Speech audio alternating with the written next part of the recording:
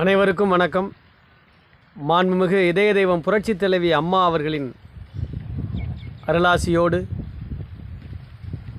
புரட்சித் தமிழர் ஐயா எடப்பாடியார் அவர்களுடைய ஆட்சியை தமிழகத்திலே மீண்டும் மலரச் செய்வதற்காக அனைத்திந்திய அண்ணா திராவிட முன்னேற்றக் கழகத்தினுடைய சிவகங்கை மாவட்ட செயலாளர் சட்டமன்ற உறுப்பினர் அண்ணன் PR செந்தில்நாதன் அவர்களுடைய வழிகாட்டுதலோடு கழக பணியாற்றி கொண்டிருக்கக்கூடிய அத்துணை தொண்டர்களையும் அன்போடு வணங்கி மகிழ்கிறேன்.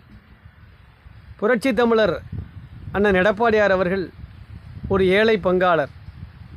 தமிழகத்தில் அரசியலில் எந்தவிதமான ஒரு பின்புலமும் இல்லாமல் மிக எளிய குடும்பத்திலே பிறந்து ஒரு விவசாயியாக வலம் வந்து விவசாய விளைபொருள்களின் ஒரு முகவராக இருந்து அனைத்திந்திய அண்ணா திராவிட முன்னேற்றக் கழகம் என்றைக்கு ஆரம்பிக்கப்பட்டதோ திராவிட முன்னேற்றக் கழகம் என்கின்ற தீய சக்தியை அளிப்பதற்காக புரட்சித் தலைவர் எம்ஜிஆர் அவர்களால் உருவாக்கப்பட்ட அனைத்திந்திய அண்ணா திராவிட முன்னேற்றக் கழகத்தில் உறுப்பினராக தன்னை இணைத்து கொண்டு முதலிலே கிளை செயலாளராக இருந்து அப்பிறகு ஒன்றிய செயலாளராகி பிறகு மாவட்ட செயலாளராகி சட்டமன்ற உறுப்பினராகி, அதாவது எம்ஜிஆர் அவர்களுடைய மறைவுக்கு பிறகு ஜானகி அணி ஜே அணி என்று இரண்டு அணியாக அனைத்திந்திய அண்ணா திராவிட முன்னேற்றக் கழகம் பிளவுபட்ட காலத்தில் கூட சட்டமன்ற உறுப்பினராக ஆனவர் புரட்சி தமிழர் எடப்பாடியார் அவர்கள்.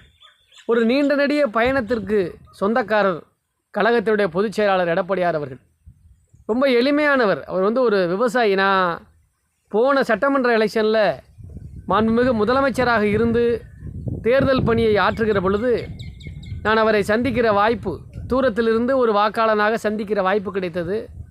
பச்சை துண்டை தலைப்பாயாக அணிந்து பச்சை துண்டை தோள்பட்டையிலே கழுத்திலே மாட்டிக்கொண்டு ஒரு விவசாயி, உண்மையிலேயே ஒரு சாதாரண விவசாயி குடும்பத்திலே பிறந்து விவசாயியாக இருந்து விவசாயினுடைய கஷ்ட நஷ்டங்களை புரிந்த ஒரு முதலமைச்சராக, ஒரு புரட்சி தமிழராக பட்டி தொட்டியெல்லாம் 234 தொகுதிகளிலுமே பிரச்சாரம் செய்து தனிப்பெரும் எதிர்க்கட்சியாக நம்முடைய மறைந்த முதல்வர் புரட்சி தலைவி இதய தெய்வம் அம்மா அவருடைய இறப்பிற்கு பிறகு கூட அம்மா அவர்கள் அடிக்கடி சொல்வதைப் போல எனக்கு பிறகும் இந்த இயக்கம் 100 ஆண்டு காலம் இருக்கும் என்று சொன்னார்களே, அதை கட்டி காத்த பெருமை புரட்சி தமிழர் எடப்பாடியார் அவர்களுக்கு உண்டு.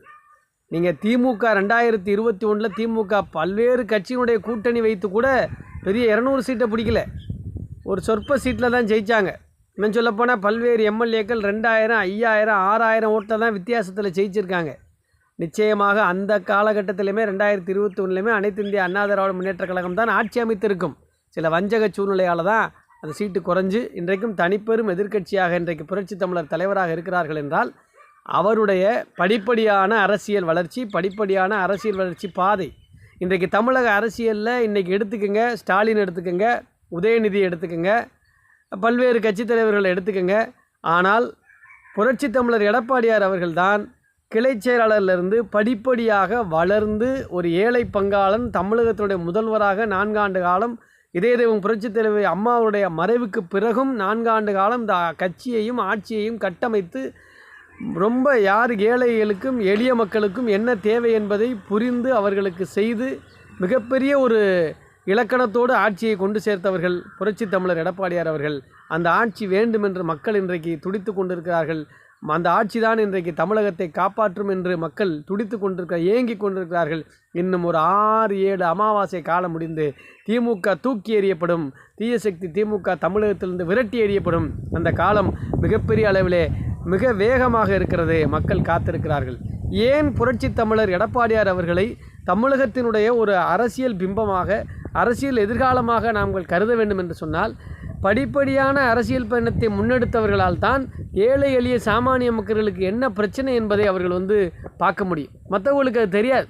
ஏன்னா அவங்க நேரடி பிம்பமாக இருக்கலாம். இன்றைக்கி பல்வேறு தலைவர்கள் வந்திருக்காங்க, புது தலைவர்கள் வராங்க.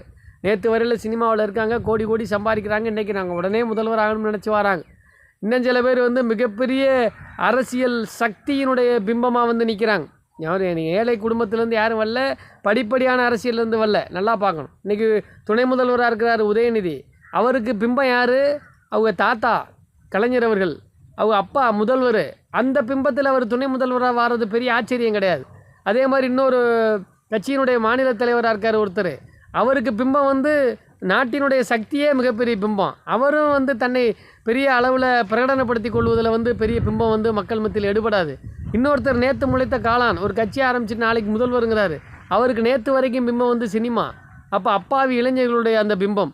ஸோ இவங்களெல்லாம் கம்பேர் பண்ணி பார்க்குற பொழுது எந்த விதமான அரசியல் பின்னணியும் இல்லாமல் கிளை செயலாளர்லேருந்து படிப்படியாக ஒரு விவசாயியாக வலம் வந்து இன்றைக்கு முதலமைச்சராக எதிர்க்கட்சி தலைவராக இருந்து பிரதான கட்சியினுடைய பொதுச் செயலாளராக இருந்து மிகப்பெரிய கட்சி அந்த கட்சியினுடைய பொதுச் செயலாளர் இருந்து இன்றைக்கு ஆட்சி நடத்துவதற்கான மிகப்பெரிய பலத்தை கொண்டிருக்கக்கூடிய தலைவராக இருக்கிற புரட்சித் தமிழர் எடப்பாடியார் அவர்கள்தான் ஏழை பங்காளனாக இருக்க முடியும். தமிழகத்திற்கு உண்மையிலேயே வருங்காலத்தில் முதலமைச்சராக மீண்டும் வரக்கூடிய வாய்ப்புகளை மக்கள் இன்றைக்கு யோசித்து கொண்டிருக்கிறார்கள். ஆகவே அதுபோல அரசியல் பின்புலத்தை பொறுத்த மட்டில் எந்த விதமான சுவரில்லாமல் சித்திரம் வரையக்கூடிய அளவிற்கான ஒரு பிம்பமாக வளர்ந்து வந்திருக்கக்கூடிய புரட்சித் தமிழர் எடப்பாடியார் தான் தமிழகத்தை புரட்சித் தலைவர் எம்ஜிஆர் அவர்களைப் போல, புரட்சித் தலைவி இதய தெய்வம் அம்மா அவர்களைப் போல இந்த தமிழகத்தை மீட்டெடுத்து மீண்டும் அஇஅதிமுக மீண்டு வரும் அஇஅதிமுக என்பதைப் போல தமிழகம் நிச்சயமாக தமிழக மக்களுடைய மனம் எடப்பாடியார் நேசமாகும்.